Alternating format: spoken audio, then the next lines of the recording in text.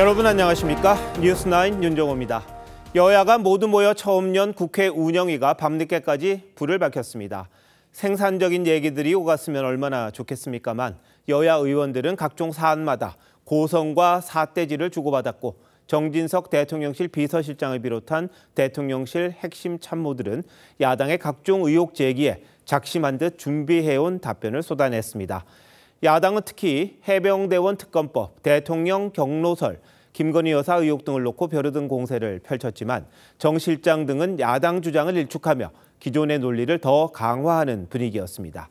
오늘 상임위 상황 최원희 기자가 전합니다.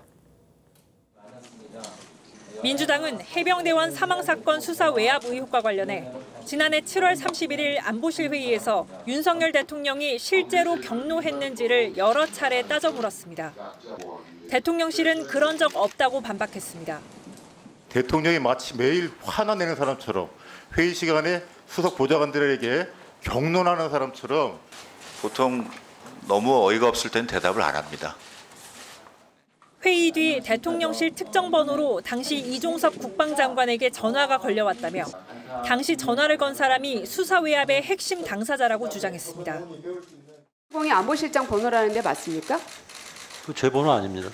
비서실장님 800에 7070 번호이십니까? 처음 듣습니다. 예. 그러면 대통령인가요? 정진석 비서실장은 대통령실의 전화번호는 기밀상 외부로 유출할 수 없다며 사건의 본질은 항명이라고 했습니다. 정당한 이첩 보류 지시 명령을 박정훈 수사단장이 어긴 항명 사건이 그 실체이고 본질이라고. 특검을 놓고도 공방이 이어졌습니다.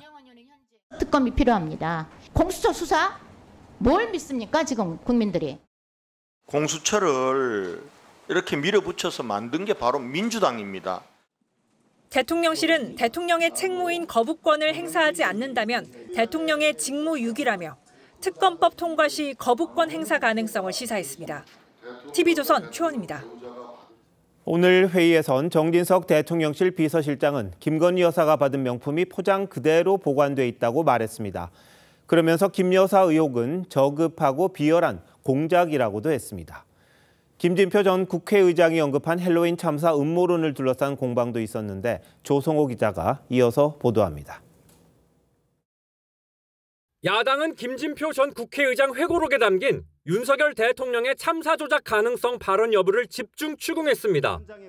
윤 대통령이 헬로윈 참사 당시 유튜브에 떠돈 음모론에 동조한 것 아니냐는 취지로 따진 건데 대통령실은 사실과 다르다고 했습니다.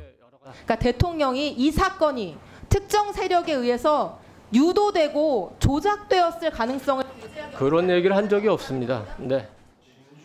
대통령실은 김건희 여사 명품 수수 의혹과 관련해 함정 몰카 공작이란 입장도 재확인했습니다. 불법적인 녹취와 촬영을 한 저급하고 비열한 공작 사건이라고 저는 생각을 합니다. 다만 경호처는 김 여사를 만난 최 모 씨의 촬영 장비를 놓친 사실은 인정했습니다. 그러면은 그때 어찌됐든 카메라를 들고 갔잖아요. 예. 경호 실패입니까? 경호 실패라고 보기에는 단정하기는 좀 어려운 부분이 있습니다. 촬영 장비를 갖고 온 거는 저희가 사과 나지 못한 거에 대해서는 인정합니다. 야당에선 명품이 보관된 장소에 대한 현장 실사를 요구하는 목소리도 나왔습니다. 포장 그대로 대통령실 내에 보관이 되어 있다라고 하면 불응하실 이유가 있습니까?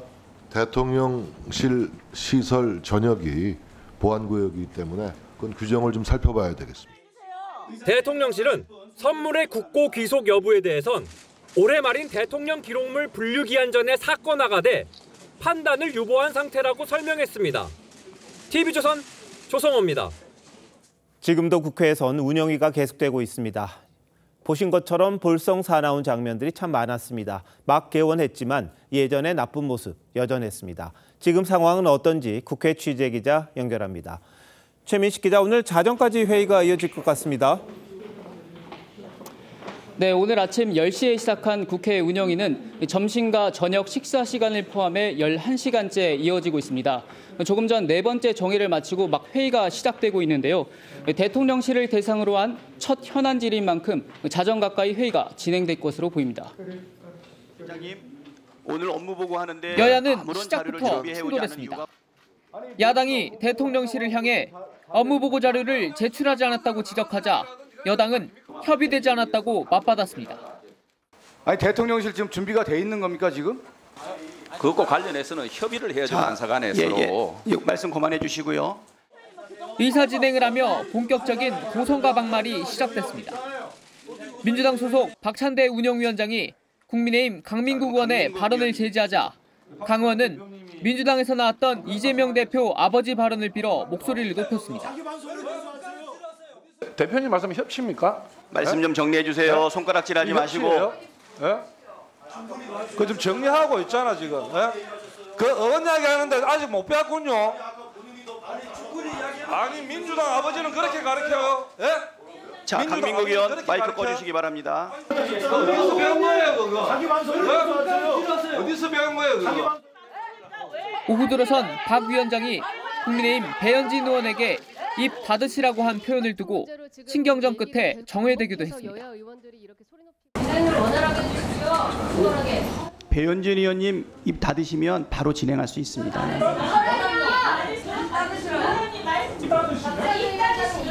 자기 시간 아니면 말씀하지 마세요.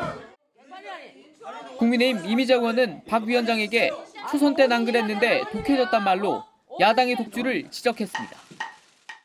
박찬대 위원장님도 삼선이고 저도 삼선. 초선 때 뵀을 때는 참 좋아 보이고 그러는데 어쩌다 사람이 저렇게 독해졌는지.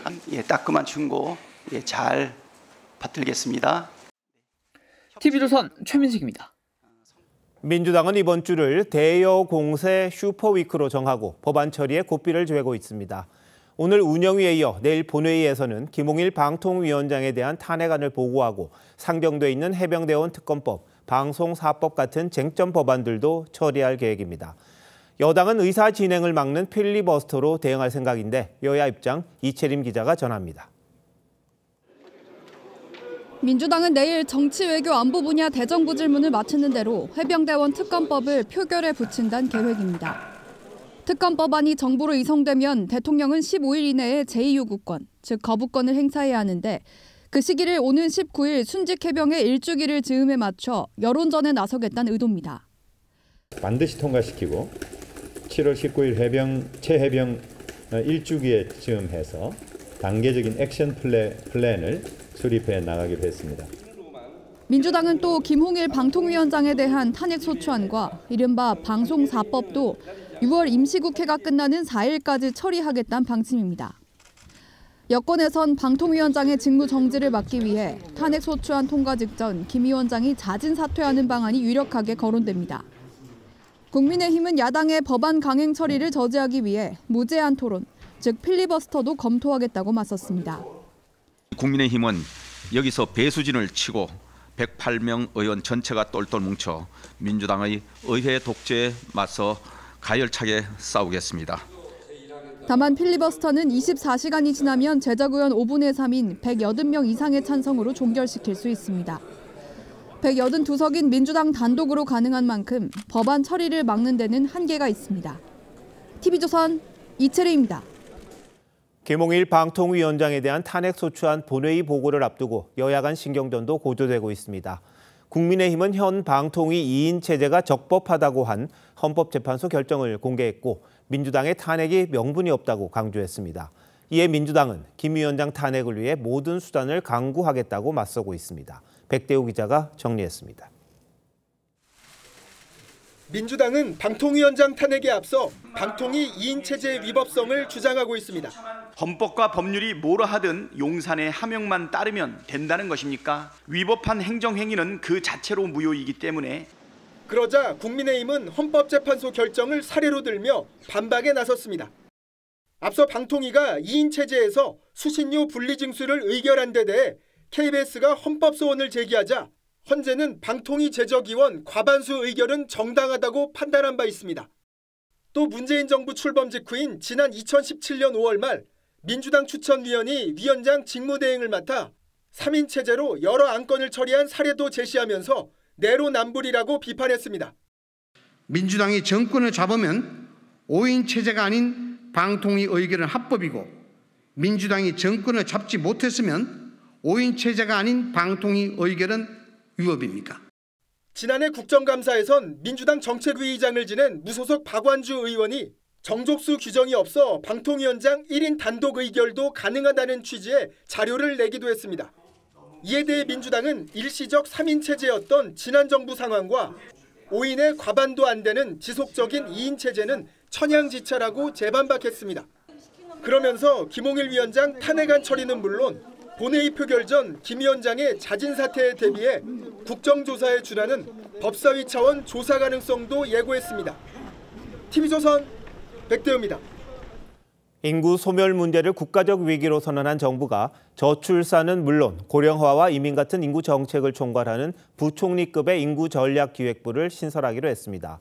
또 여소야대 전국을 풀어나가기 위해 11년 만에 정무장관도 부활하겠다고 밝혔습니다. 노도일 기자입니다. 고층 아파트가 밀집한 부산 해운대구. 한 기관의 최근 보고서에 따르면 해운대구는 동별 인구 격차가 심해 소멸 위험 지역에 진입했습니다. 우리나라 제2도시가 소멸 위험이 됐다는 것은 서울 수도권도 멀지 않았다. 광역시마저 저출산으로 소멸 위험에 처하자 인구 국가 비상사태를 선언한 윤석열 정부는 부총리급의 인구전략기획부를 신설하기로 했습니다. 저출생뿐만 아니라 고령사회 대응, 인력, 이민 등 인구 정책 전반을 포괄할 수 있도록 인구전략기획부는 각 부처의 인구정책 기능을 이관받고 관련 예산의 배분과 조정까지 컨트롤 타워 역할을 하게 됩니다. 대통령 소속 저출산 고령사회위원회는 장관 소속 자문위원회로 변경됩니다. 교육부에서 사회부총리 기능이 일부 이관되는 그 정도 부처 이관을 생각하시면 되겠습니다. 예. 정부는 또 정무장관을 11년 만에 부활시키기로 했습니다. 정무장관직을 신설하여 국회와 정부와의 실효적이고 실질적인 소통을 강화해 나가겠습니다. 여소야대 국면에서 야당과의 소통을 강화하겠다는 윤 대통령의 의중이 반영된 것으로 보입니다. 정무장관은 1970년 무임소장관이란 이름으로 처음 설치됐다. 정권이 바뀌며 폐지와 부활을 반복해왔습니다. 정부는 정부조직법 개정안을 이달 중에 발의할 예정입니다. 하지만 민주당은 정부의 진정성이 의심스럽다며 깐깐한 법안 심사를 예고했습니다. TV조선 노도일입니다.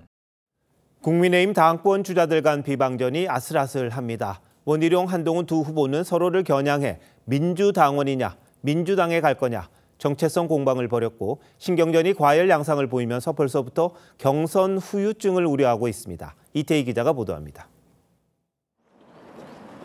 배신의 정치라는 경쟁 주자들의 집중 포화에 한동훈 후보는 공포 마케팅을 중단하고 축제의 장을 만들자고 지적했습니다.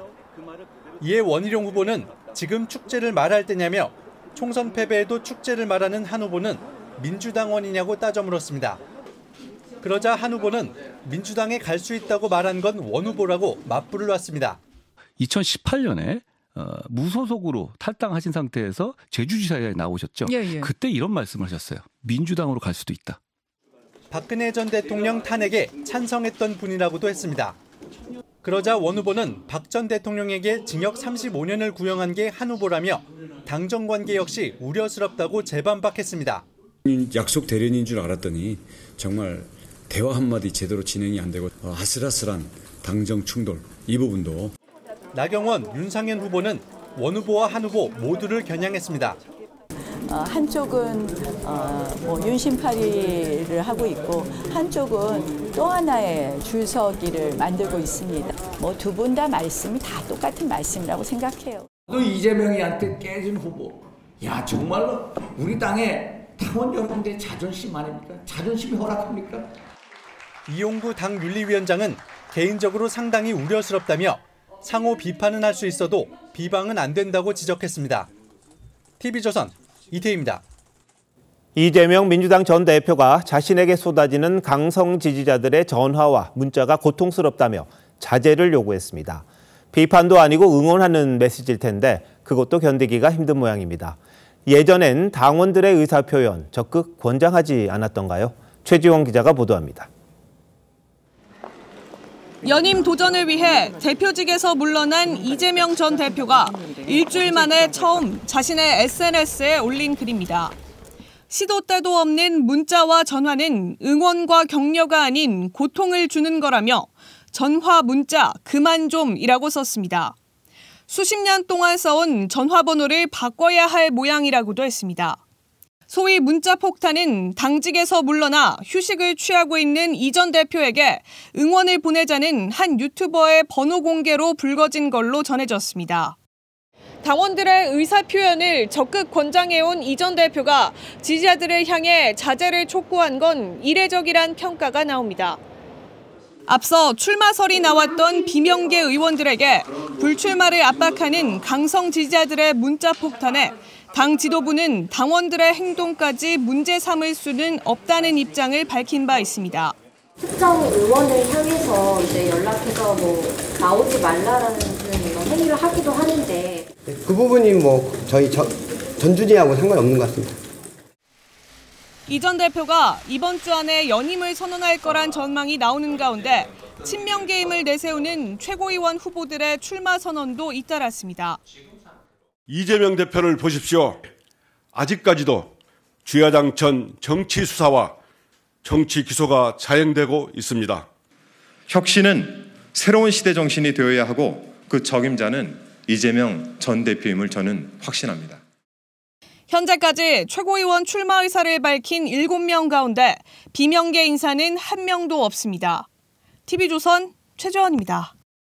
북한이 오늘 새벽 또 탄도미사일 도발을 감행했습니다. 우리 군이 조작 과장 의혹을 제기했던 다탄두 시험 발사 닷새만인데 두 발 중 한 발이 불안정하게 날다 평양 인근 내륙 지역에 떨어진 것으로 파악됐습니다. 인명피해 우려도 나온다는데 윤동민 기자가 취재했습니다. 합참은 오전 5시 5분과 15분 황해도 장현 일대에서 동북쪽 방향으로 발사된 탄도미사일 두 발의 궤적을 포착했습니다. 첫 미사일은 함경도 청진 앞바다까지 600여 킬로미터를 정상적으로 날아갔는데 나머지 한 발은 120여 킬로미터 정도를 비정상적으로 날다 평양 인근 내륙 지역에서 사라진 것으로 파악됐습니다. 비정상 비행 중 폭발하였다면 잔해가 내륙에 떨어졌을 가능성도 있습니다.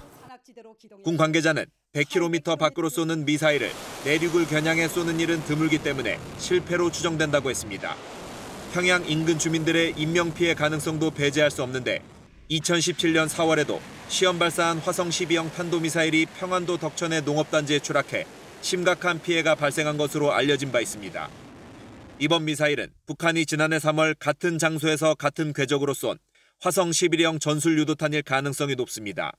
상용 부품을 사용하다 보니 신뢰도가 낮고 오작동 가능성이 높은 편입니다. 우리 군은 휴전선 부근에서도 6년 만에 포사격 훈련을 재개할 방침입니다. 북한의 이딴 도발로 9.19 합의의 효력을 정지시킨 데 따른 걸로 지난주 서북도서에서 해병대가 사격을 시작한 데 이어 육군 포병도 이번 주부터 훈련 정상화에 나서게 됩니다. TV조선 윤동민입니다. 북한 김씨 세습의 상징과도 같은 김일성, 김정일 배지 그동안 많이 보셨을 겁니다. 특히 간부용 배지는 암시장에서도 꽤 비싼 값에 거래가 되었다고 합니다. 그런데 지난 주말 모든 간부들이 일제히 김정은 배지를 달고 회의에 나온 모습이 공개돼 눈길을 끌었었죠. 그런데 이에 앞서 중국 암시장에선 이미 김일성, 김정일 배지 값이 폭락해 떨이까지 했다고 합니다. 거래 현장에 다녀온 이태영 기자가 자세히 전해드립니다. 김재룡 당비서의 가슴에 달린 배지에 김정은의 얼굴이 선명합니다. 북한은 주말 전원회의 참석자들이 일제히 같은 배지를 착용한 모습을 공개했는데 김정은 단독 초상 배지가 공식적으로 등장한 건 처음입니다. 김일성은 58살, 김정일은 50살 때 배지를 배포했지만 김정은은 40살에 과속 우상화에 나선 셈입니다. 선대 흐리기 일환인 동시에 독자적인 지도자로서의 위상을 확립하려는 움직임으로 평가됩니다. 내부 결속을 높이고 김정은은 올해 할아버지와 아버지 시신이 안치된 금수산 궁전을 참배하지 않았고 유운이 새겨진 조국 통일 3대 연장 기념탑도 철거했습니다. 지난해 단둥 암시장에서 입수한 김일성, 김정일 배지, 이른바 쌍상 배지입니다. 그동안 당 간부에게만 지급돼 가격도 많이 비싸고 구하기도 어려웠지만 김정은 배지 공급을 앞두고 물량이 많이 풀렸습니다. 한때 우리 돈으로 6만 원 넘는 금액에 거래돼 왔지만 지난해 10분의 1 수준으로 떨어졌습니다. 这是朝鲜人卖给你的，这是熟食来的，这个多少钱？一枚30。 전문가들은 김정은 배지에 통치 능력에 대한 열등감과 체제 위기감이 담겨 있다고 분석했습니다. TV조선 이태형입니다. 새벽 시간 서울 지하철 대치역에서 연기가 뿜어져 나와 열차 운행이 중단됐습니다. 차량의 리튬 배터리에서 연기가 시작된 걸로 파악됐는데요. 아시는 것처럼 경기 화성공장 참사로 리튬 배터리에 대한 안전 우려가 커진 상황이라 놀란 가슴을 쓸어내려야 했습니다. 리튬 배터리로 인한 화재는 제주의 전기 오토바이 대여점에서도 발생했습니다. 먼저 정은하 기자 리포트 보시고 고온등 충격에는 폭탄으로 변하는 리튬 배터리 분석해드리겠습니다. 연기로 가득 찬 지하철 스크린도어 안으로 소방관들이 호스를 전달합니다.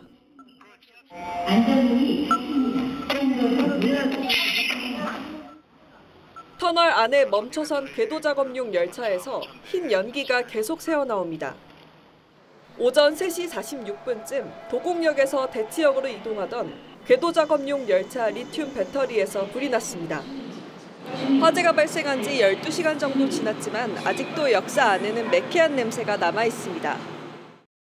대치역은 연기 배기 위해서 도중에 다시 한번 무정차를 시켰다가 6시 15분에 다시 정상 운행된 거고요.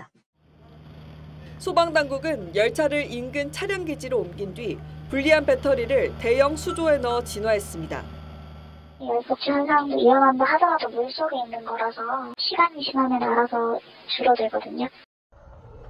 어젯밤 8시 37분쯤 제주 오도면 전기 오토바이 대여 업체에서 리튬 배터리 발화로 보이는 화재가 발생했습니다. 갑자기 막 불이 툭툭 치면서 푹 터져가지고 여기 배터리가 이제 열렸다가 이제 하나가 터져갖고. 화성 참사 일주일, 리튬 배터리 화재가 잇따르면서 신속한 대책 마련이 필요하다는 지적이 나옵니다. TV조선 정은하입니다. 보셨듯 리튬 배터리는 전기차와 전기 자전거, 노트북, 스마트키 등 일상 곳곳에서 쓰입니다. 리튬 배터리는 더 많은 에너지를 저장할 수 있고 수명도 길다는 장점이 있지만 문제는 고온이나 충격에 약해서 폭발할 위험이 높다는 겁니다. 또 이번 화성 참사에서 경험했듯이 진화가 어렵다는 것도 단점입니다. 박건우 기자가 리튬 배터리를 분석했습니다. 주차된 차량에서 갑자기 폭발이 일어나고 상가로 돌진한 택시에서 불길이 치솟습니다. 전기차의 배터리가 폭발한 겁니다. 충전 중인 전기 자전거나 전동 퀵보드에서도 폭발 사고는 일어납니다. 이들 배터리는 충전이 가능한 리튬 2차 전지입니다. 고온에 노출되거나 외부 충격이 가해지면 분리막이 파손돼 전류가 흐르면서 폭발할 수 있습니다. 열을 받게 돼서 온도가 올라가면 셀이 이제 부풀어 오르기도 하고 어떤 충격을 받는다거나 하면 뭐 그런 부분을 통해서 폭발이 될 가능성은 있죠. 작은 규모라도 폭발이 일어나기 시작하면 진화가 어렵습니다. 때문에 예방이 중요한데 무엇보다 과충전을 하지 않는 게 좋습니다. 충전을 할 수 없는 리튬 1차 전지는 에너지 밀도가 높아 오래 쓸 수 있지만 화재 위험은 2차 전지보다도 높습니다. 화성 참사도 1차 전지 폭발로 일어났는데 다 쓰고 무심코 버린 소형 가전제품에서도 폭발이 일어나 화재로 이어지고 있습니다. 지난 4월 강릉 폐기물 야적장 화재와 지난달 부산 야적장 화재가 대표적인데 폭발 화재를 막기 위해선 반드시 배터리는 분리해 배출해야 합니다. 플라스틱에다 분리 배출했다가 플라스틱 재활용 업체에서 이제 폐체 작업하면서 파쇄나 압축하면서 이제 화재가 나기 시작했고요. 일상 곳곳에 리튬 전지 사용이 늘고 있지만 수거량은 지난 2019년 3,560톤에서 지난해 5,016톤으로 1.4배 증가하는 데 그쳤습니다. TV조선 박고루입니다. 이런 상황에서 퇴근 시간을 앞두고 서울 지하철 흑성역 승강장에서 연기가 난다는 신고가 들어왔습니다. 큰 불로 이어지지는 않았지만 원인 규명이 늦어지면서 3시간 동안 열차가 무정차 통과했고 일대 교통 혼잡으로 이어졌습니다. 이나라 기자입니다. 도로 양쪽으로 소방차와 구급차 10여 대가 늘어섰고 도로는 차들로 꽉 막혔습니다. 오늘 오후 4시 40분쯤 지하철 9호선 흑성역에서 연기가 발생했습니다. 운영사인 서울시 메트로는 흑성역을 지나는 열차를 무정차 통과시켰습니다. 지하철역 출구에는 출입 통제선이 쳐져 있고 열차가 정차하지 않는다는 안내문이 걸려 있습니다. 지하철을 타고 있던 시민들은 열차 안에서 발이 묶였습니다. 9호선 모든 열차는 지시를 받고 출발하기 위하여 정차 중입니다. 퇴근 시간과 겹치면서 지하철을 이용하려던 시민들은 다른 교통편으로 갈아타야 했습니다. 병원 퇴근하고 이제 지하철 타고 석촌역으로 가려고 하던 길이었어요. 버스 한 번 더 갈아타고 가야 되니까 한 20분, 30분 정도 더 걸릴 것 같아요. 연기는 승강장에서 피어났는데 양은 많지 않았고 큰 불로 번지지는 않았습니다.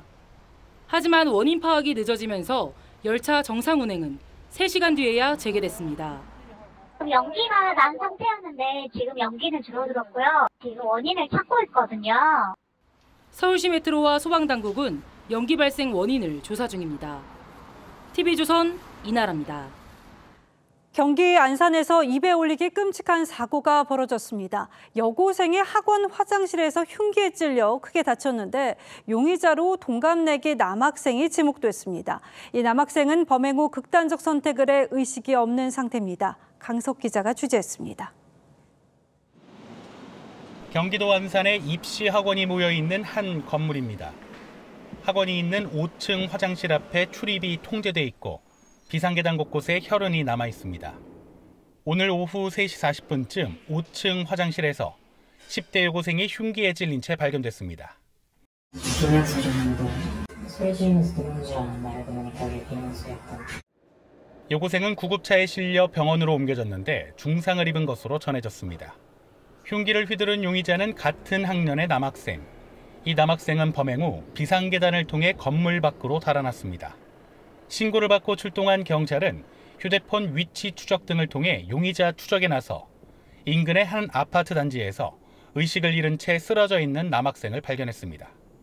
주민이 와가지고 승강기 앞에 피해있는 사이에 피가 많이 흘렸다고 하더라고요. 경찰은 용의자가 범행 후 옷을 갈아입고 극단적인 선택을 한 것으로 보고 있는데 용의자 역시 중태인 것으로 알려졌습니다. 하지만 가해자와 피해자가 어떤 사이인지, 범행의 동기가 무엇인지는 아직 확인되지 않았습니다. 경찰은 학교와 학원 관계자 등을 상대로 자세한 사건 경위를 조사하고 있습니다. TV조선 강석입니다. 올해 이른 폭염으로 해수욕장이 서둘러 개장했죠. 수온 상승으로 반갑지 않은 손님도 자주 나타나고 있습니다. 바로 상어인데요. 혹시나 피서객들이 공격당할까 자치단체들은 상어 퇴치 작전을 펼치고 있습니다. 이승훈 기자입니다. 성인 여러 명이 화물차에서 커다란 물고기를 힘겹게 내립니다. 몸길이 2.6m, 몸무게 187kg의 악상어입니다. 지난달 23일 삼척 앞바다에 쳐놓은 정치망에 다른 생선들과 함께 걸렸습니다. 올 들어 동해안에서 이렇게 혼액된 상어는 15마리에 이릅니다. 2년 전만 해도 한 마리에 불과했는데 지난해부터 급증했습니다. 종류도 청상아리부터 백상아리까지 다양한데 주로 7, 8월에 나타나 피서객들은 걱정입니다. 수영을 하다가 상어한테 물리진 않을지 그런 거 관련해서 좀 걱정이 되긴 합니다. 상어 접근을 막기 위해 해수욕장에 그물을 치거나 이용객들이 많이 불안해하십니다. 그것 때문에 저희가 안전 차원에서 미세 전류가 흐르는 퇴치기를 설치하기도 합니다. 여기에서 발생되는 전류가 약 1.5V 내외라고 해요. 흐르는 그 수역 자체를 회피를 한다라는 거죠. 동해안에 상어 출몰이 잦아진 것은 수온 상승 때문입니다. 수온 상승으로 인해서 그 난려성 어종인 방어 그리고 다랑어 그런 어종들이 증가하면서 그 상어가 그 먹이를 쫓아 연안으로. 상어는 저녁부터 새벽까지 가장 활발히 움직여 이 시간대 물놀이는 피하는 게 좋습니다. TV조선 이승우입니다. 김정숙 여사 관련 의혹을 수사 중인 검찰이 국립한글박물관장과 직원을 참고인으로 소환 조사했습니다. 김 여사가 지난 2018년 프랑스 국빈 방문 당시 샤넬로부터 대여받아 입었던 재킷을 반납하지 않았다는 의혹 관련인데요. 검찰은 박물관 관계자들을 상대로 옷을 기증받은 과정 등을 조사한 것으로 알려졌습니다. 이재준 기자의 보도입니다. 김정숙 여사 의혹을 수사 중인 검찰이 김일환 국립한글박물관 관장과 박물관 관계자를 참고인으로 소환 조사했습니다. 김 여사는 2018년 프랑스 국빈 방문 당시 한글을 수놓은 샤넬 재킷을 대여받아 입었는데 돌려주지 않았다는 의혹이 제기됐습니다. 청와대는 당연히 반납했고 샤넬이 국립한글박물관에 기증했다고 했습니다. 다시 그걸 샤넬에 돌려줬더니 이 한글로 디자인돼서 의미가 크니 한국에 기증하겠다라고 해서 한국에 기증을 했고. 하지만 기증한 재킷이 김 여사가 입었던 옷과 다르다는 지적이 제기됐습니다. 그러자 샤넬 코리아는 별도 재킷을 제작해 기증했다며 김 여사가 입은 재킷은 샤넬 본사에 보관 중이라고 해명했지만 의혹은 이어졌습니다.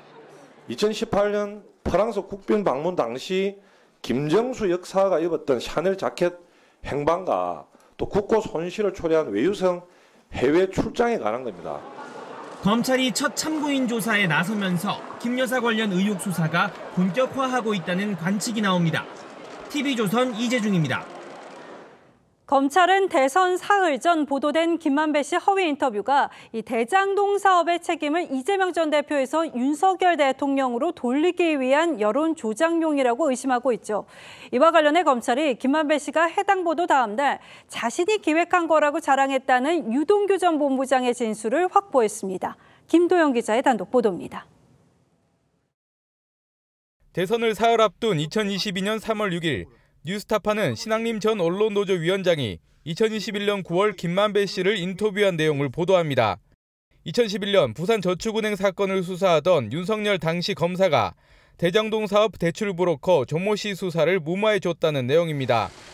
보도 다음 날 김 씨와 유동규 전 본부장, 남욱 변호사는 대장동 사건 재판에 출석했는데 검찰은 당시 있었던 일에 대한 유 전 본부장의 증언을 확보했습니다.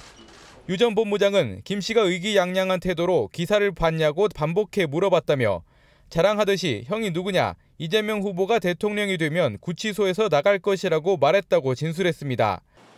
검찰은 김 씨가 대장동 사업의 책임을 이재명 전 대표에서 윤석열 대통령으로 돌리기 위해 허위 인터뷰를 하고 대선 직전 보도하도록 사전 기획한 정황으로 보고 있습니다. 대선 개입하려는 보도 직접 계획했다고 경찰이 영장에 적었는데 어떤 입장이십니까? TV조선은 김 씨 변호인에게 반론을 구했지만 답을 듣지 못했습니다. TV조선 김도영입니다. 의정 갈등 사태가 6개월 차에 접어들면서 환자 피해가 큰데요. 지지부진한 상황이 반복되고 있습니다. 의료계 내부에서는 복귀 전공의들을 공개 비판하는 이른바 블랙리스트가 재등장했고 고려대 의대 교수들은 12일부터 무기한 휴진을 선언했습니다. 의료계의 정부 압박도 여전한 상태입니다. 이번에는 보건복지부 장관을 고소했습니다. 고소 이유는 임서인 기자가 설명드리겠습니다. 의료계 측 변호사가 조규홍 보건복지부 장관을 고위공직자 범죄수사처에 고소했습니다. 조 장관이 윤석열 대통령도 모르게 의대 증원 2,000명을 결정했다는 게 고소의 이유입니다. 대통령을 패싱하고 대통령한테 사전 보고도 하지 않았다는 거 했고 그 당일날 그 대통령실에 통보를 했다라고 했으니까요. 의료계가 문제 삼은 건 지난주 청문회 당시 조 장관의 발언. 용산이 했다, 장관이 아니면 대통령이 했다 이렇게 주장할 수 있는 거 아니에요? 제가 말씀을 드리지 않습니까? 제가 결정한 사안이라고. 의료계는 이 답변을 토대로 대통령이 결정해야 할 의대 증원을 조 장관이 독단적으로 추진했고 이에 따라 대통령실도 피해자라는 주장을 펼치기 시작했습니다. 또 전공의와 의대생들이 입은 피해가 8조 원이 넘는다며 정부를 상대로 한 손해배상 청구 소송도 예고했습니다. 의료계의 압박은 내부로도 향하고 있습니다. 복귀 전공의와 전임의 정보가 지난달 28일과 30일 두 차례 갱신돼 의사 전용 커뮤니티에 다시 올라온 겁니다. 이른바 블랙리스트엔 병원별 복귀자 숫자와 소속 진료과, 연차 등이 담긴 것으로 알려집니다. 정부는 게시자에 대한 수사 의뢰를 검토 중입니다. TV조선 임서인입니다. 경찰이 의료계 불법 리베이트 수사를 전방위로 확대하고 있습니다. 의사 1,000명 이상이 연루된 고려제약 리베이트 사건과 관련해 경찰은 현재까지 의사 110여 명을 입건했고 더 늘어날 수도 있다고 했습니다. 이광희 기자입니다. 경찰이 파란색 상자를 들고 나옵니다. 지난 4월 서울 강남구 고려제약 본사를 압수수색하는 모습입니다. 서울경찰청 관계자는 고려제약 리베이트 관련 의사 100여 명 이상을 추가 입건했다며 의사가 추가로 더 입건될 수 있다고 밝혔습니다.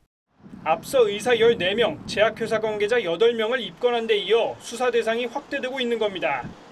경찰은 2020년부터 최근까지 고려제약이 제공한 리베이트 내역을 정리한 엑셀 시트를 확보했는데 의사 1,000명 이상이 등장하는 걸로 알려졌습니다. 의사에게 현금, 물품은 물론 골프 접대를 한 내용 등인데 의사 한 사람당 적게는 수백만 원에서 많게는 수천만 원씩 제공한 걸로 나옵니다. 이와 별도로 경찰은 지난달 27일 의약품 도매업체로부터 리베이트를 받은 혐의를 받는 경기도 안양의 대형 병원을 압수수색해 의사 1명 등 관계자 5명을 입건했습니다. 또 보건복지부가 수사 의뢰한 리베이트 사건도 수사 중입니다. TV조선 이광입니다. 공사비 급등으로 사전 청약 아파트 단지의 사업이 또 취소됐습니다. GTX역 초역세권에 들어설 곳이라 충격파가 더 큽니다. 자칫 주택 공급 부족에 기름을 끼얹을 수 있다는 우려도 나옵니다. 대책은 없는지 고희동 기자가 취재했습니다. 경기도 파주의 한 아파트 공사 부지입니다. GTXA 운정역이 코앞인 초역세권 단지로 2년 전 사전 청약 경쟁률이 46대 1에 달할 정도로 인기가 높았습니다. 원래 계획대로라면 2026년 8월 입주에 맞춰 공사가 한창이어야 하는데요. 현장엔 터파기 작업조차 제대로 진행되지 않은 채 이렇게 방치돼 있습니다. 공사비가 급등한 탓에 시행사가 시공사를 구하지 못하면서 결국 사업을 취소한 겁니다. 건설사를 구하지 못한 거고 PF도 힘든 상황이었어가지고 취소할 수밖에 없는 상황이라는 게. 갑작스런 통보에 사전 청약자들은 분통을 터뜨립니다. 사업 취소됐다고 문자 하나 이렇게 보내고 전세를 살고 있으면서 열심히 노력을 했는데 내가 이거 바보 같아갖고 이렇게 농락당한 걸까? 민간 사전 청약 단지 45곳 가운데 사업이 취소된 건 이번이 두 번째. 나머지 단지도 대부분 본청약이 연기되는 등 차질을 빚고 있습니다. 사전 청약 단지에 적용되는 분양가 상한제도 발목을 잡고 있습니다. 분양가를 무작정 올릴 수가 없는 상황이고 손실을 감수하고 지금 사업에 참여할 수는 없는 상황이죠. 건설사에서 공급하는 물량이 줄어들게 되고 수요 증가로 인한 가격 상승의 부작용들이 나타나게 된다. 일부에선 분양가 상한제를 유연하게 운용할 필요가 있다는 지적도 나옵니다. TV조선 고희동입니다. 오후 3시 반이면 문을 닫던 우리 외환시장이 오늘부터 새벽 2시까지 운영됩니다. 1997년 외환시장 개방 이후 가장 큰 변화인데 뭐가 어떻게 달라지는지 최수용 기자가 취재했습니다. 오후 3시 반이 넘은 한 은행의 외환 딜링룸. 예전 같으면 시장이 문을 닫은 시각이지만 여전히 직원들이 업무에 열중하고 있습니다. 오늘부터 우리 외환시장 운영 시각이 오전 9시부터 다음날 새벽 2시까지 운영됩니다. 마감이 오후 3시 반에서 10시간 넘게 연장된 겁니다. 외국 금융시장에서 원화 수요가 발생하는 것은 거의 70% 정도 커버가 가능한 시간이라고 볼 수 있죠. 런던 시장은 거의 다 커버가 되는. 해외 주식 투자자들은 실시간 환전이 가능해져 매수할 수 있는 주식 수가 늘어납니다. 그동안은 장이 열리지 않는 시간대엔 실제 환율보다 5% 더 비싼 가환율을 적용받아왔습니다. 엔비디아가 저쪽이다 싶어가지고 내가 10억치를 사야 되는데 가환율을 걸어버리니까 5천만 원치 정도의 주식을 못 샀다라는 컴플레인을 걸고. 해외여행을 떠난 관광객 역시 은행 고시 환율이 아닌 실제 환율을 적용받게 됩니다. 외국인 투자자들이 종전보다 쉽게 국내 주식과 채권 투자를 할 수 있게 되면서 향후 MSCI 선진국 지수나 세계 국채지수 편입 가능성도 커질 것으로 보입니다. 다만 단기적으론 외국 자본의 영향력이 커지면서 환율 변동성이 더 커질 거란 우려도 나옵니다. TV조선 최수영입니다. 작년 기준으로 50대였던 2차 베이비 부머 세대가 올해부터 정년을 맞고 있습니다. 이들 세대는 무려 1,000만 명에 육박하는데 이들의 은퇴로 경제 성장률이 크게 떨어질 수 있다는 경고가 나왔습니다. 김상석 기자가 무슨 얘기인지 알아봤습니다. 한 달 전 직장에서 퇴직한 58살 김모 씨. 그동안 받던 월급의 절반도 안 되는 임금의 일자리를 찾고 있지만 쉽지 않습니다. 지금 경기가 또 너무 안 좋다 보니까 고용주 입장에서도 나이 많은 사람들을 누가 쓰려고 하겠어요. 올해부터 11년간 차례로 은퇴를 맞는 2차 베이비 부머 세대는 모두 954만 명.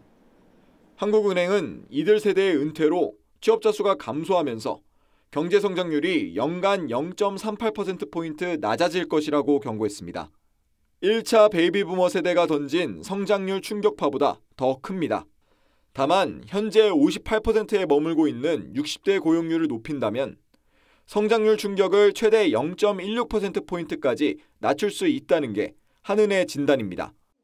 특히 2차 베이비 부머는 대부분 은퇴 후 일을 원하는 데다 교육 수준이 높고 소비 여력도 커서 계속 경제 활동을 할 수 있는 기반을 마련해 줄 필요가 있다고 강조했습니다. 경제 성장률 하락폭을 축소하기 위해서는 고령층 고용 연장 제도와 관련된 사회적 합의를 본격화할 필요가 있다고 생각합니다. 고용 선진국인 일본은 25년 동안 65세 정년을 추진했고 99%의 기업이 채택하고 있습니다. TV조선 김창섭입니다. 밤낮 가리지 않고 화마와 싸우는 소방대원들의 한 끼 급식 단가가 4,000원으로 알려지면서 소방관에 대한 처우가 너무한 게 아니냐는 논란 일고 있습니다. 소방관 부실 급식은 수년째 반복되는 얘기긴 합니다만 왜 개선되지 않는 건지 따져보겠습니다. 김정민 기자, 소방대원 급식비 왜 또 논란이 됐습니까? 네, 어제 백종원 대표가 한 방송 프로그램에서 소방서를 방문해 소방대원들에게 밥을 차려줬는데요. 여기서 소방대원의 한 끼 급식 단가가 4,000원이란 얘기가 나온 겁니다. 백 대표는 소방서 식단이 활동량이 많은 소방대원들이 먹기엔 열악하고 일반 급식 수준이라고 지적했습니다. 그런데 소방대원들의 급식 단가가 4,000원 맞습니까? 너무 좀 적은 듯한 느낌입니다. 네, 지자체별로 차이가 나지만 평균 4,000원대 수준인 건 맞습니다. 소방관을 비롯한 공무원들은 한 달에 14만 원을 급식비로 받습니다. 소방관은 근무 특성상 외식이 어려워서 소방서의 자체 식당을 운영하는데요. 급식비에 운영비가 포함되기 때문에 순수 급식 단가는 낮아질 수밖에 없습니다. 물가를 반영하지 못한 금액이라고 생각합니다. 짜장면 평균 값이 6,500원인 것을 감안하면은 한참 못 미치는 금액으로는 저희 소방공무원이 섭취해야 될 영양분이나 이런 걸 충분히 만족하지는 못하는 것 같습니다. 소방대원들의 급식 단가 왜 지자체별로 차이가 나는 거죠? 네, 2021년 기준 소방대원의 한 끼 급식 단가를 살펴보면 적은 지역은 3,000원대 초반까지 떨어집니다. 소방관들의 급식은 각 시도별 급식비 예산 지원에 영향을 받는데 지원 규모가 다르기 때문에 식사의 질도 제각각인 겁니다. 소방관은 2020년 국가직으로 전환됐지만 여전히 재정의 85%가량을 국가가 아닌 지방정부에서 지원받습니다. 이러다 보니 급식비뿐만 아니라 단체 보험 등 처우가 지자체별로 다릅니다. 급식비만 문제가 되는 건 아닌 것 같습니다. 특수업무 수당도 몇 년째 그대로라면서요. 네, 맞습니다. 가장 대표적인 게 위험근무수당과 화재진화수당입니다. 위험근무수당은 현재 월 6만 원으로 8년째 동결 중이고 화재진화수당은 2001년 월 8만 원으로 오른 뒤 24년째 그대로입니다. 소방관에게 화재진화수당이 있다면 교정직 공무원, 즉 교도관에겐 개호 업무수당이 있는데요. 현재 월 17만 원이고 올해 말까지 22만 원으로 인상됩니다. 소방관들은 상대적인 박탈감을 느낀다고 호소하고 있습니다. 미국 같은 경우엔 예우도 좋고 아주 존경받는 직업으로 꼽히잖아요. 근데 우리가 왜 이렇게 차이가 나는지 궁금합니다. 네, 15개 직업의 사회적 지위를 묻는 설문조사에서 소방관은 미국에서 1위를 차지한 반면 한국에선 11위에 머물렀습니다. 미국은 주마다 다르긴 하지만 위험수당을 포함한 연봉이 3억 원에 달합니다. 소방관, 군인과 같이 타인의 생명을 구하는 직업에 대한 시민들의 사회적 인식이 높은 것도 차이점입니다. 화재 진압 후에 컵라면으로 끼니를 때우는 장면, 이건 없애야 한다, 이런 말들이 나온 게 좀 오래된 것 같은데 국민 안전과 직결된 직업이다 보니까 좀 처우에 신경을 많이 써야겠다, 이런 생각이 듭니다. 김자민 기자, 잘 들었습니다.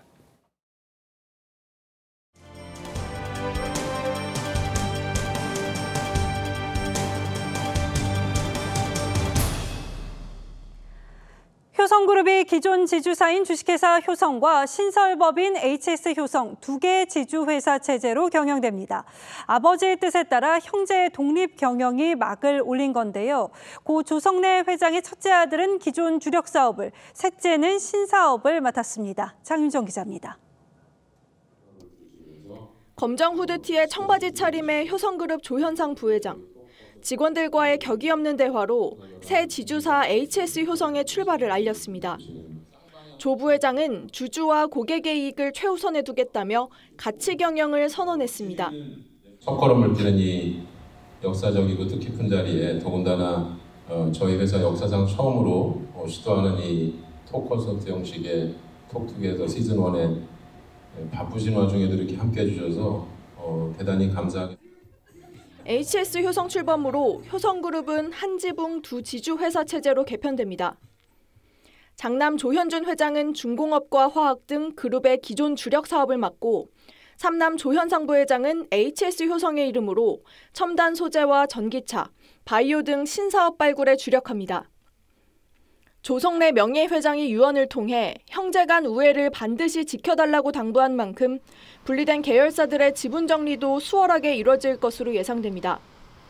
역량 있는 사업을 분리해서 경영할 수 있는 것이기 때문에 향후 효성의 어떤 경영의 전략적 방향성의 취지에도 맞을 수 있다라는. 하지만 10년 전 그룹을 뒤흔든 형제의 난은 뉴 효성안착의 여전한 변수입니다. 계열사 지분 정리를 위해선 고 조성래 회장이 남긴 지분 상속이 이뤄져야 하는데 의절한 차남 조현문 전 부사장이 상속에 대한 입장을 밝히지 않아 아직까지 지분 상속이 이뤄지지 않고 있습니다. TV조선 장윤정입니다. 미국 대선 후보 TV토론 이후 바이든 대통령의 자진 사퇴 압박이 거셉니다. 유권자를 대상으로 한 여론조사에서는 응답자 72%가 바이든 출마에 반대했습니다. 주말 동안 가족 모임을 가진 바이든 대통령은 대선 완주로 가닥을 잡은 모양새입니다. 이정민 기자입니다. 바이든 대통령이 부인, 손녀딸들과 함께 공항에 내립니다. 주말 동안 가족들과 모여 향후 대책을 논의했는데 대선 완주로 뜻을 모았다고 뉴욕타임스가 보도했습니다. 특히 부인 질 바이든 여사와 차남 헌터 바이든이 계속 싸울 것을 강하게 촉구했고 가족 중 일부는 바이든 참모들의 토론 준비에 분노한 것으로 전해졌습니다. 빌 클린턴, 버락 오바마 두 전직 대통령에 이어 바이든보다 2살 연상인 펠로시 전 하원 의장도 지원 사격에 나섰습니다. It was a bad night. It was a great presidency. 하지만 여론은 싸늘합니다. CBS 여론조사 결과 유권자 72%가 바이든의 출마를 반대했습니다. 바이든의 중마고우로 알려진 뉴욕타임스 칼럼니스트 토머스 프리드먼마저 불출마 선언을 촉구했습니다. He was having a hard time finishing his sentences and losing his train of thought. And someone that's in charge like that, you want him to be 100% sharp. 민주당은 진퇴양난입니다. 이제라도 대선 후보를 바꿔야 한다는 측에선 벌써부터 해리스 부통령과 뉴섬 주지사, 미셸 오바마 전 영부인 등을 거론하고 있습니다. 반면 시간이 촉박하다는 이유로 후보 유지를 주장하는 의견도 만만치 않습니다. 바이든 캠프는 후원자들의 우려를 덜기 위해 화상회의를 열 예정입니다. TV조선 이정민입니다. 축구대표팀 감독 선임을 두고 내홍이 거듭되고 있습니다. 감독 선임을 주도했던 정혜성 전략강화위원장이 4일에 표명한 이후 위원들의 줄사표가 이어지고 있는 건데요. 내부에서는 절차 없는 감독 선임에 대한 우려가 나오고 있습니다. 이다솜 기자입니다. 이번 감독 선임에 있어서는 고수로 그냥 이렇게 해서 외부의 압력에 의해서 이런 어떤 그 결정을 하는 것은 절대 없을 거라고. 절차와 시스템의 중요성을 강조하며 대표팀 감독 선임을 주도했던 정혜성 전력강화위원장이 지난달 28일 돌연 사의를 표명했습니다. 축구계에는 정 위원장이 국내 지도자를 선임하는 방향으로 의견을 제시했지만 협회 최고위층이 외국인 지도자를 선호했다고 알려졌습니다. 오늘 복수의 전력강화 위원들이 추가로 사의를 표명하는 등 돌이킬 수 없는 상황으로 이어지는 가운데 이미 거절 의사를 밝혔음에도 유력 감독 후보로 거론됐던 홍명보 울산 감독은 작심한 듯 축구협회를 비판했습니다. 홍 감독은 협회에서 누구도 정 위원장을 지원해주지 않았을 것이라고 생각한다며 클린스만 감독 선임 후 협회가 얼마나 학습이 된 상태인지 묻고 싶다고 목소리를 높였습니다. 지난 클린스만 감독 선임 당시 정몽규 회장의 독단이 개입됐다는 논란을 빚었던 축구협회. 여러 가지 오해가 있는 것 같습니다. 사실 그 벤투 감독 선임 때와 같이 똑같은 프로세스로 진행했고 이 같은 비판을 다시 마주한 가운데 정 위원장의 자리를 대신한 이임생 기술이사는 내일 유럽으로 출국해 감독 후보자들을 만날 예정입니다. TV조선 이다솜입니다. This is the life we chose, the life we lead. None of us will see heaven. 범죄 조직 보스가 신복인 양아들과 막다른 길에서 마주합니다. 배신의 대가를 운명으로 받아들입니다. I'm glad that you. 보스와 인자의 충돌은 공멸로 끝나곤 합니다. 저한테 왜 그랬어요? 넌 나에게 모욕감을 줬어. 삼류 조폭의 배신론 어떻습니까? 내 말 저는 배반형이에요. 배반형. 배신. 박근혜 전 대통령은 오래전 TV에서 동물의 왕국을 즐겨본다고 했습니다. 동물은 배신하지 않으니까. 유승민 집권당 원내대표를 내치면서 낙인을 찍었습니다. 배신의 정치를 국민이 심판해달라. 그런데 동물의 왕국에도 배신은 있습니다. 우두머리 수사자는 끊임없이 도전을 받습니다. 패하면 무리에서 퇴출당해 굶어 죽습니다. 약육강식은 인간 세상보다 냉혹합니다. 국민의힘 당권 레이스가 초반부터 뜨겁습니다. 감히 맞설 주자가 없는 이재명 일극체제 민주당이 전당대회 흥행을 걱정하는 것과는 대비됩니다. 그런데 화두가 온통 배신의 정치입니다. 한동훈 대세론을 새 후보가 협공하면서 배신자로 몰아붙이는 양상입니다. 당원들과 보수 진영의 탄핵 트라우마를 건드리려는 걸까요? 한 후보가 해병대원 특검을 찬성했듯 당권을 쥐면 대통령을 배신할 수 있다는 겁니다. 한 후보는 한 후보대로 공한증 운운하며 자극적으로 맞서고 있습니다. 그간 배신자 프레임은 위력적이었습니다. 이준석 대표가 내부 총질 논란 끝에 대표직을 잃었었죠. 당권 주자 나경원 의원은 반윤 우두머리로 찍혀 주저앉았습니다. 안철수 의원도 반윤으로 공격받아 허리가 꺾였습니다. 사정은 달라졌습니다. 대통령 지지율이 20%까지 추락한 적도 있습니다.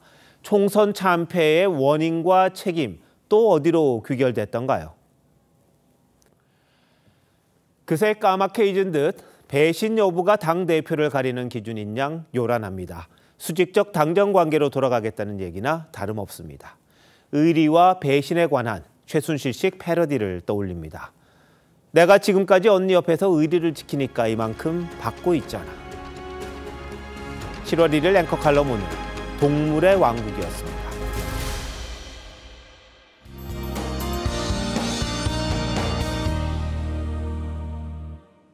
내일은 다시 전국에 장맛비가 내리겠습니다. 새벽에는 충청, 이남에서, 오전에는 비가 전국으로 확대되겠는데요.